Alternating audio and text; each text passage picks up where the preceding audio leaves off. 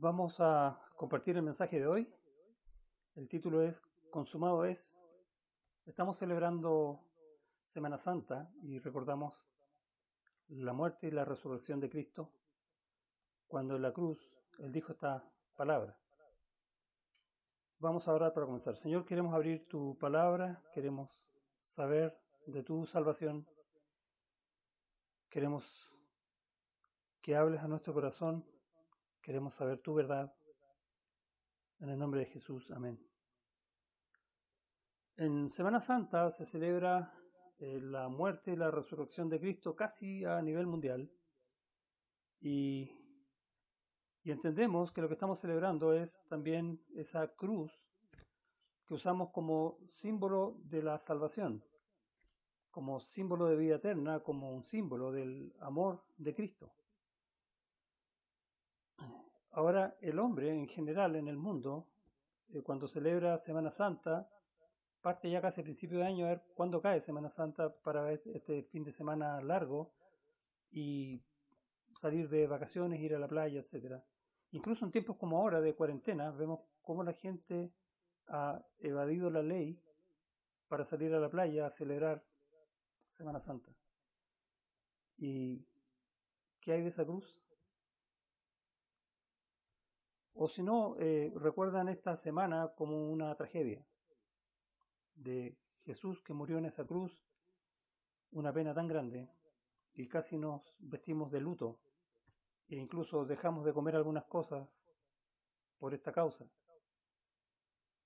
El hombre busca en su sabiduría interpretar cosas que son de Dios, que no puede saber, a no ser que Dios se las diga.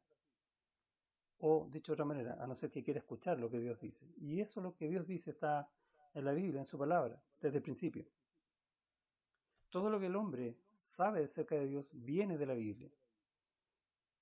Todo lo que el hombre sabe acerca de Jesús viene de la Biblia, no viene de otra parte. Hay millones de libros que hablan de esto y a veces buscan en esos libros, pero aún esos libros fueron escritos a partir de la Biblia, de la historia correcta de la Biblia o de historias sobre historia que han sido incorrectas, que también hablan de Jesús, de otro Jesús casi, pero no buscan en la fuente original que es la Biblia. El apóstol Pablo, cuando escribe sus cartas a los Corintios, allá por el año 56, 58 después de Cristo, le está tratando de hacer ver esta misma verdad. 2000 años antes, el hombre estaba exactamente igual a como estamos ahora. Gente que está afirmando lo que no es. Gente que cree en una derrota de Dios en esa cruz. El hombre cree que puede conocer a Dios de distintas maneras, haciendo atajos, sin buscar verdaderamente a Dios. Cree que puede conocerlo mediante la creación. Y sí, uno puede ver maravillas de Dios en la creación, pero siguen siendo creación. No es el creador, no es Dios. Dios no está ahí.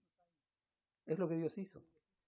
O puede creer que puede conocer a Dios mediante la lógica, la retórica, la filosofía, y hace tremendos tratados y libros y conferencias al respecto, pero tampoco está Dios ahí. No está allí la revelación de Dios. O puede buscar milagros, cosas maravillosas que Dios puede hacer, pero son las cosas que Dios hace y Dios tampoco está ahí. Dios sigue siendo Dios.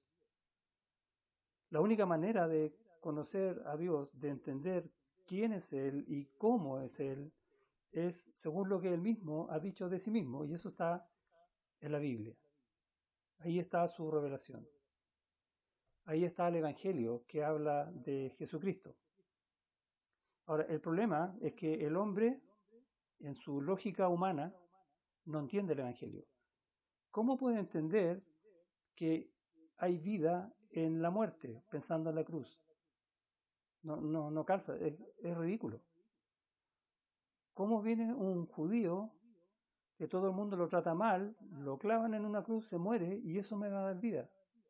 No tiene sentido. En la primera carta a los Corintios, Pablo le dice a los hermanos de la iglesia, porque la palabra de la cruz, de esta muerte que da vida, es locura a los que se pierden. Es una tontera. Es una necedad. Porque no lo entienden. Pero a los que se salvan, esto es a nosotros, es poder de Dios. O sea, está diciendo que esa muerte en la cruz es la que tiene poder para dar vida. Es una paradoja que tienes que entender a la luz de lo que Dios dice, a la luz de entender y conocer la vida de Cristo y esa cruz. En el versículo 22 añade, porque los judíos piden señales y los griegos buscan sabiduría. Podemos traducirlo al día de hoy como que el hombre lo que hace es buscar ciencia para tratar de explicar lo que no puede entender de otra manera. ¿Por qué? Porque no quiere ir a la Biblia, así de simple. No quiere abrir su corazón para tener fe. Entonces trata de explicar con la lógica, con la razón humana, con la ciencia, lo que de otra manera es inentendible. Pero vaya donde vaya, solo va a encontrar lo que Dios hizo, y no a Dios. Dice entonces, porque los judíos piden señales y los griegos buscan sabiduría, pero nosotros predicamos a Cristo crucificado. Para los judíos ciertamente tropezadero, y para los gentiles locura, necedad, una tontera. Pero Cristo crucificado es quien te da vida eterna, solo en Él. La única forma de conocer quién es Dios y cómo es Dios, o no la única, la mejor manera, la más grande, la más hermosa, la más grandiosa, está en la cruz. La revelación máxima de Dios acerca de Él mismo está en la cruz. Podemos ver allí el amor de Cristo. ¿Cristo es amor? Ahí lo vemos en la cruz. Podemos ver la justicia del Señor. Podemos ver la gracia del Señor, la misericordia del Señor. Podemos ver todo del Señor en esa cruz. Y si uno entonces va a la palabra de Dios a entender el milagro de esa cruz, va a entender por qué Dios hizo lo que hizo, quién es Dios, cómo es Dios y qué quiere de ti y de mí. Toda la verdad resumida en un acto tremendo que cambió la historia. Una cruz. El hombre piensa las cosas, como dije antes, de manera lógica y no va a entender cómo es esto de que llega un judío, muere en una cruz hecha por los romanos para dar vida. No tiene sentido. El hombre considera una necedad la forma en que Dios hace las cosas y no se da cuenta que Dios está haciendo las cosas en forma de paradoja. Que si pierdes tu vida, la ganarás. Y si quieres ganar tu vida, la perderás. Entonces no está hablando de una sola cosa, sino que está hablando de que si tú pierdes tu vida, esta vida pecadora, vas a ganar la vida eterna en Cristo. Esa es la paradoja que el hombre no quiere entender. Y eso es lo que está mostrando también en la cruz. Dios, la forma que Dios hace las cosas es con poder en el que cree. El Evangelio no satisface la mente humana, pero satisface toda la obra de Dios. El mundo cree que es capaz de llegar a Dios de la forma, se imagina de muchas formas. Y vemos historias acerca de los dioses griegos, que si estamos en la buena con un dios, no me va a tratar bien, pero si estamos en la mala, me va a tratar mal. Entonces hay que tratar de estar en la buena. Y eso mismo lo traslada y digo, bueno, si yo hago mérito, si yo tengo una buena vida en el sentido de que me porto bien, bueno, Dios me tiene que salvar, ¿o no? Porque soy una buena persona. Pero no considero que, aún siendo buena persona, soy pecador. Y Dios no perdona el pecado. Solo lo hace en Cristo. Entonces, no saco nada yo con presentarme pecador, siendo bueno, haciendo buenas obras delante de Dios para que Él me salve. Porque si yo pienso que Él me tiene que salvar por yo ser bueno, entonces Dios tiene que obedecer mi conducta. Y Dios entonces deja de ser Dios, está abajo mío, y yo soy superior a Él, porque yo soy bueno. Y Él tiene que salvarme, Él tiene que hacer cosas por mí. ¿Quién es quién acá? ¿Te das cuenta del pecado, no? Poner a Dios debajo de uno, o ponerse uno sobre Dios. Es terrible. El entendimiento humano nos lleva a cosas tan perversas como esa. Un pastor habló del ayúdate, que yo te ayudaré. Muchos piensan eso, que si yo me ayudo, trato de hacer las cosas bien, bueno, Dios me va a ayudar. Y decía este pastor que ese versículo está muy espectacular, salvo que en ninguna parte de la Biblia está, porque no es bíblico, así de simple. Entonces la pregunta es si el hombre cree que puede llegar, que puede buscar un camino para llegar a Dios, que puede salvarse por sí mismo haciendo buenas obras. ¿De qué sirve entonces esta cruz? ¿Para qué sirve esto que Cristo hizo, que dijo consumado es? Y la respuesta es, bueno, para nada. No necesitamos a Cristo si yo puedo llegar por mi buena conducta a Dios. Si hago méritos, Dios tiene que salvarme. Ojo con eso, porque estoy pasando por encima de toda una inmensa obra de salvación que Dios mismo hizo. ¿Para qué murió Jesucristo entonces?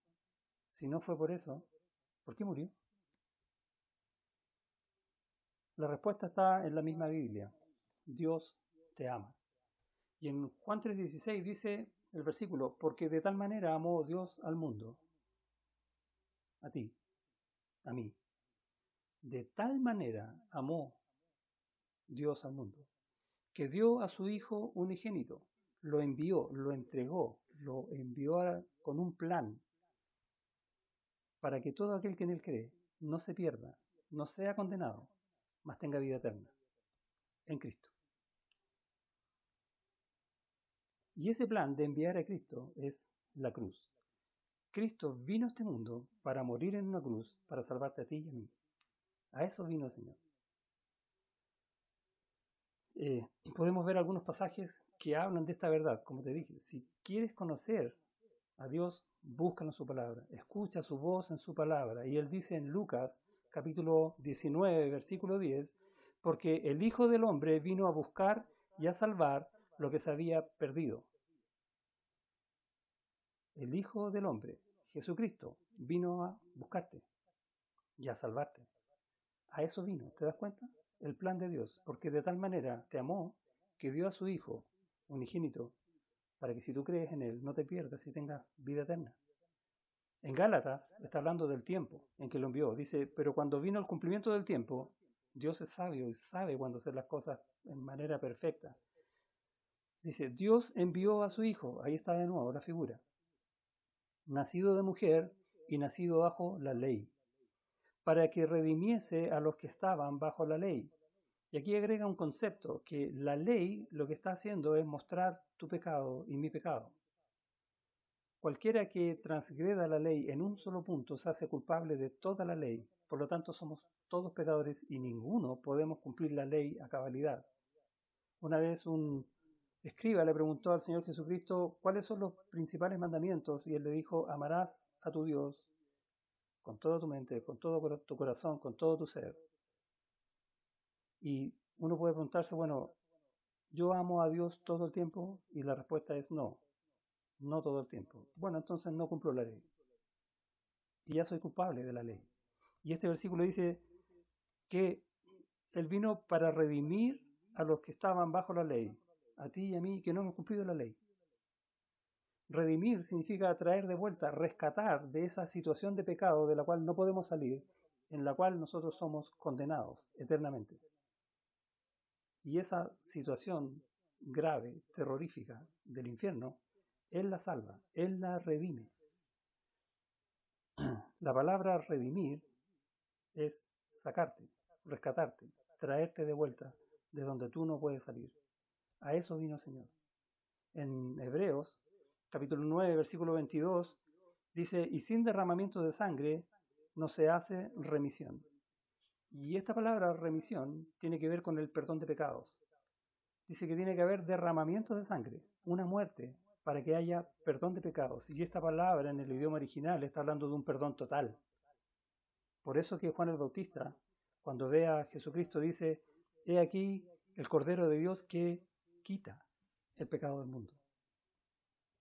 Antes, en el Antiguo Testamento, veían la figura de los sacrificios de los animales, que esos cubrían el pecado por un año, pero no lo quitaba. Jesús en la cruz quitó el pecado. Eso es lo que está diciendo allí en Hebreos. La revelación máxima de Dios está en la cruz. A Dios lo vas a conocer por completo en la cruz, en la persona del Hijo. Dios Hijo, muriendo por ti, resucitando en gloria y majestad, venciendo la muerte y el pecado, para que tú seas salvo en Él. ¿Crees esto? ¿Has pedido al Señor que te salve? Y ir a esa cruz para que Él te dé vida eterna en su obra. Porque el Señor en esa cruz consumó absolutamente toda la salvación, de todo el tiempo. Todos los santos que murieron creyendo en el Antiguo Testamento por esta muerte de animales que solo cubría sus pecados, ahora ven su salvación consumada, porque Cristo quitó todo el pecado. Es increíble el poder de la cruz. Entonces, la pregunta que tenemos es, bueno, ¿qué es lo que se consumó en esa cruz? Y tenemos varios aspectos, y vamos a ir a algunos de ellos. Lo primero es el pago del precio del pecado. Tu pecado y mi pecado merecen condenación, muerte eterna, separación total de Dios eternamente y para siempre. Eso se llama infierno. Y la única forma que nosotros tenemos de pagar, para pagar ese precio es ninguna, porque no podemos.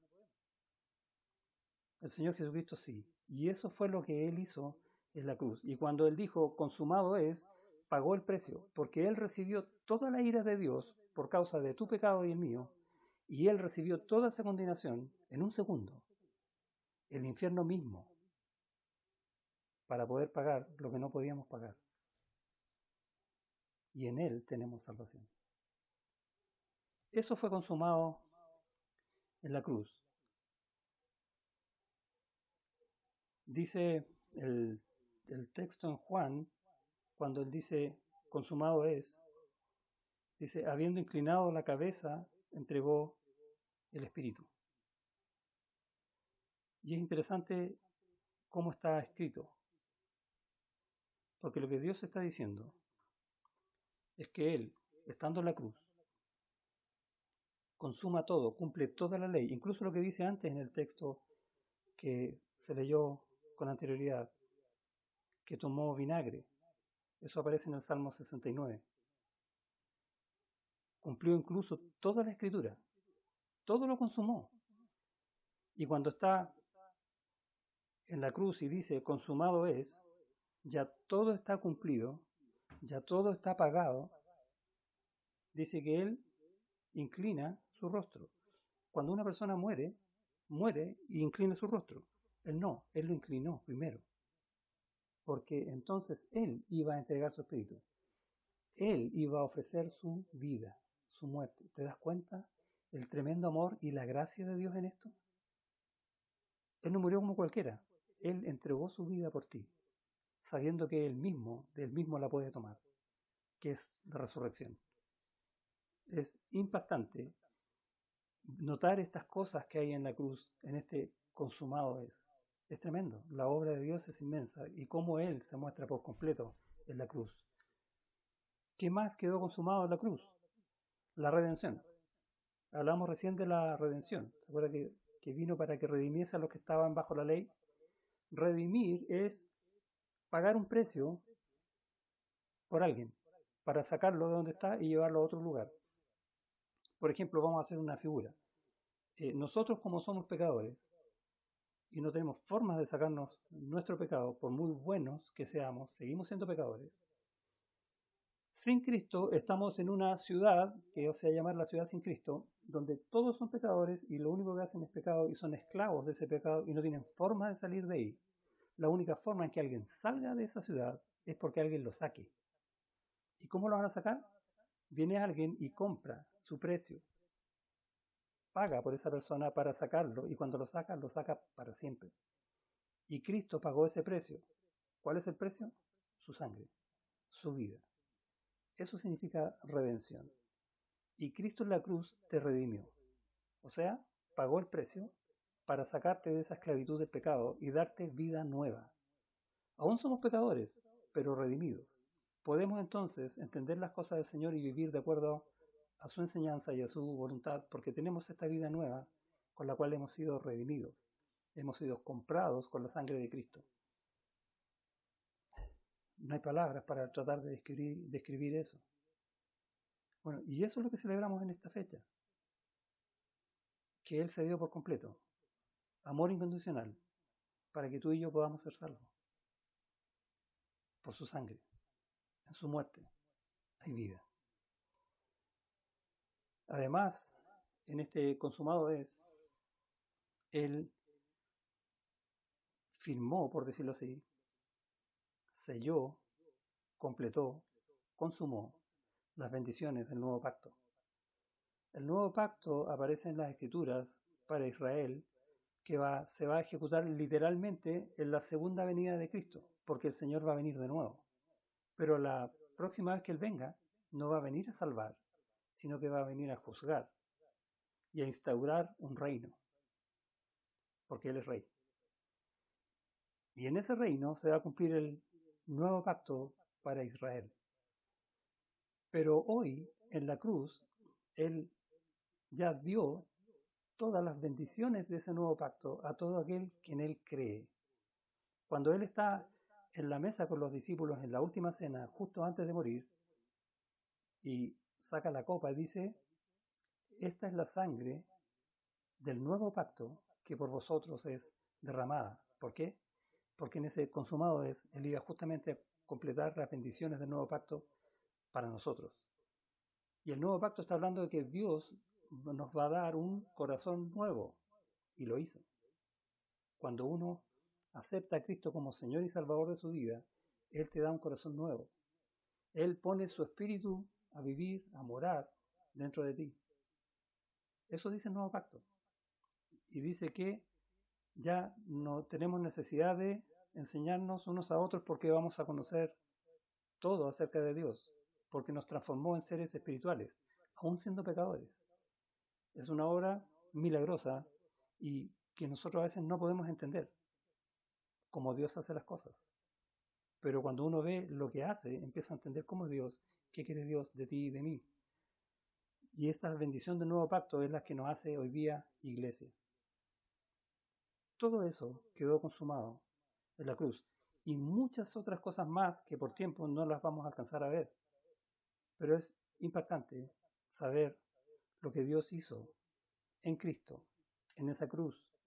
Hay una epístola que se escribió anónima, que se escribió en el segundo siglo después de Cristo, se llama Epístola a Diogneto, y en el capítulo 9 les voy a leer lo que dice para entender un poco esta obra de la cruz. Dice, habiendo llegado a su colmo nuestra impiedad, y habiéndose manifestado plenamente que la retribución que pendía sobre nuestras cabezas era el suplicio y la muerte, y habiendo llegado también el tiempo que Dios había designado para manifestar después su benignidad y poder, oh, cómo el amor de Dios y su inmensa deferencia para con los hombres no le llevó a mirarnos con odio, ni a rechazarnos, ni a conservar el recuerdo de nuestras ofensas, sino que lo sobrellevó con paciencia y lo soportó.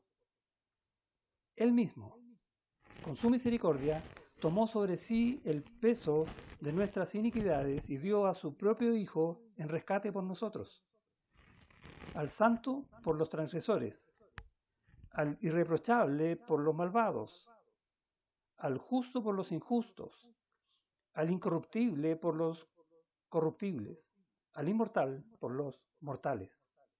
Pues, ¿qué otra cosa, a no ser su justicia, podía cubrir nuestros pecados?